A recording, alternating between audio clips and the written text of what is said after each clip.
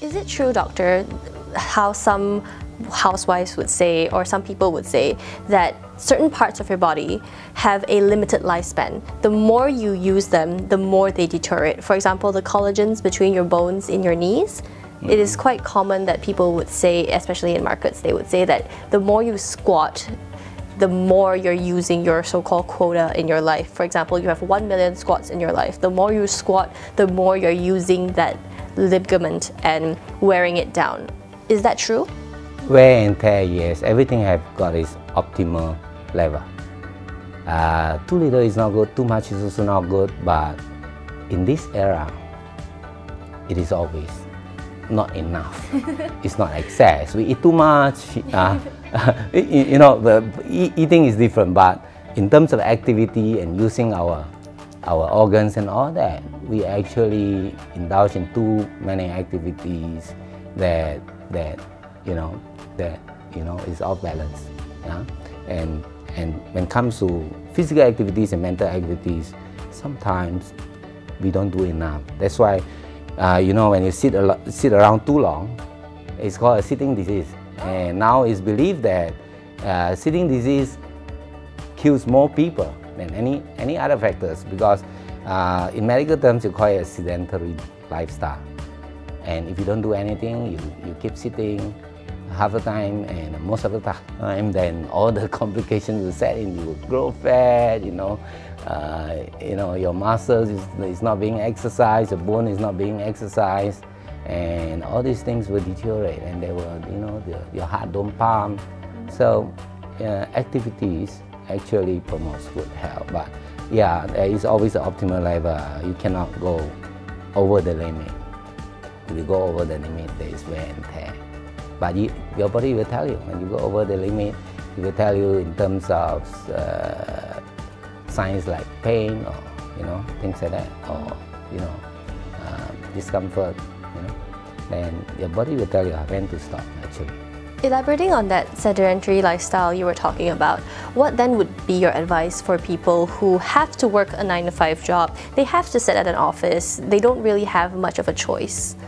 They can modify their activities, the way they do things. For example, they can park their car a little bit further and walk towards the office. Very true. And they can, for me, even if I come back late at 9-10 o'clock, people say it's not safe. And what I'll do is I'll walk my German Shepherd. Oh, okay. So it's safe. And sometimes you don't feel like doing it. You think about the dog, then it will sort of prompt you to do it. So sometimes you think about it, it's not the dog that needs it, it is we that needs it more. And having a pet like this is helpful. So always think of ways to modify your lifestyle, what you do to promote good health, because at the end of the day, it is wellness that is most important. Wellness will allow you to have all the things you want, whether it's well or anything, if you do it properly. Wellness is like insurance. Without wellness, you can't have anything, because even if you have a lot of wealth, you can't enjoy it. Very true, very true. Seeing as you're such a huge advocate of preventative healthcare, I'd love to hear your opinions on an annual medical checkup and vaccines. Yeah, annual medical checkup to me is very important, because that is the first contact. For a lot of people, when they do a medical checkup, they may not be aware of a lot of things, and that also gives the opportunity for the doctor to show them that, look, you have high cholesterol, and then your sugar is high, or your blood pressure is high, and it sort of sensitizes them to do something. If they don't do it, then they feel that they're fine. Like a falter. Yeah, so it's like an initiator. You need something to move you. Yeah. So in that sense, health screening is part of preventive medicine, because it prompts them to want to know more. They are in a more receptive state to receive whatever health education that you give them. Going on to a bit more localized, in Malaysia we have a lot of wonderful food that may not be the healthiest thing.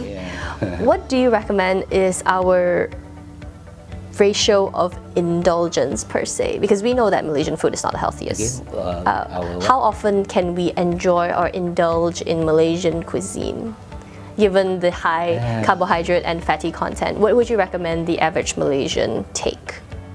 I think in this era, the problem is we eat too much. And whatever nice tasty thing that we take tends to make us take more and excess, and that leads us to getting problems like if you take too much sugar, you get diabetes. If you take too much salt, it contributes to hypertension. You know, so we have, again, it boils down to education. If they are aware of it, and if there are more people talking about all this,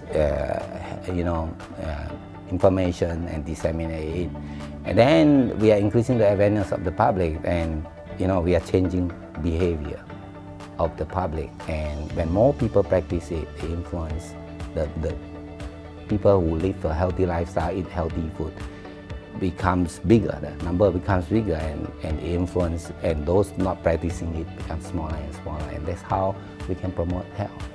Very true. Very well said, Doctor. Yeah. Given this trend or the need for preventative health care, what would you say is the Malaysian culture right now? What comments would you have on the way that Malaysians live their life in general? Not just their food, but their amount of exercise, amount of socializing? Oh, bad. You can see from the statistic that Malaysia is the fattest country in Southeast Asia, or maybe in Asia. Yeah. And our incidence of diabetes is number 2 in the world. Number 1 is Saudi Arabia. We have something like 18% of our population having diabetes. That's incredible. And some of them are not detected. They are going around with diabetes, but they don't know about it. So you talk a lot about health education and why it's very important for people to educate themselves. Yeah. Other than doctors, what do you think is a reliable source of information? Actually, what I'm trying to promote is, it is best to not only visit a doctor when you're sick. The trend should change towards, right now we are caught in that vicious cycle, but if you truly look at it, we should be promoting health education. That means we should be asking people to go and see a doctor, to consult on how to live a healthy lifestyle. And people like me, now I'm seeing more and more people coming to me and getting this sort of advice. He says, I'm so fat, doctor, can you tell me how to lose weight? What tips would you have for that? What tips would you have to lose weight? Oh, I have very ingenious method.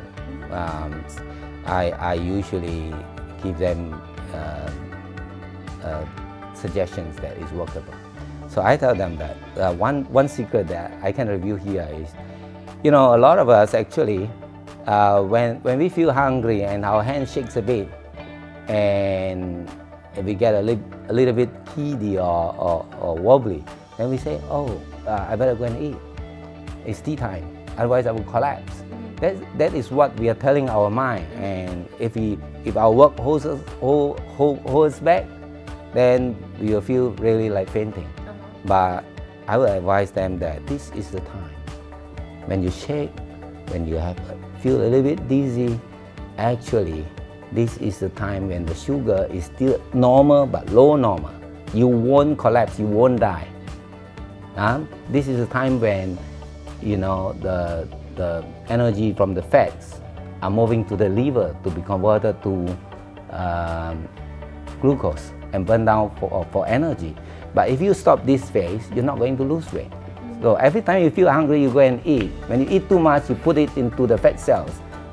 Whatever that is in the fat cells, the energy in the fat cells has no chance to come out, so you can only put on. So when people hear this, it's like a barometer. When people hear this, they relabel their mind and say, oh, this is fat burning, wonderful. Just stay a lot, keep myself busy a short while. Maybe I can skip my lunch today. Oh, okay. And that can be very effective. If they go through this phase, literally, they can lose 3 kilo, 5 kilo a month. I have patients that